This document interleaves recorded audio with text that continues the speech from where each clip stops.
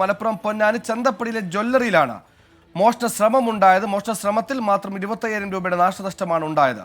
സംഭവത്തിൽ പൊന്നാനി പോലീസ് അന്വേഷണം തുടങ്ങി.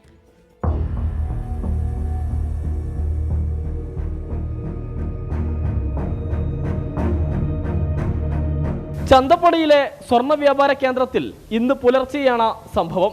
മഹാരാഷ്ട്ര സ്വദേശി മനോജ് സേട്ടുവിന്റെ ഉടമസ്ഥതയിലുള്ള MN സ്വർണ്ണ വ്യാപാര കേന്ദ്രത്തിലാണ് മോഷണ ശ്രമം നടന്നത്. ജനൽ പൊളിച്ച് അകത്ത് കടന്ന മോഷ്ടാവ് 1 കിലോയോളം സ്വർണം സൂക്ഷിച്ചിരുന്ന ലോക്കർ തകർത്തിട്ടുണ്ട്. എന്നാൽ സ്വർണം അപഹരിച്ചിട്ടില്ല.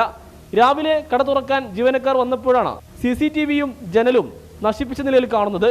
പോലീസും ഡോഗ് സ്ക്വാഡും സംഭവസ്ഥലത്തെത്തി പരിശോധന നടത്തി. മോഷണ ശ്രമത്തിന്റെ ഭാഗമായി 26,000 രൂപയുടെ നഷ്ടമാണ് കണക്കാക്കുന്നത്. 24 തിരൂർ.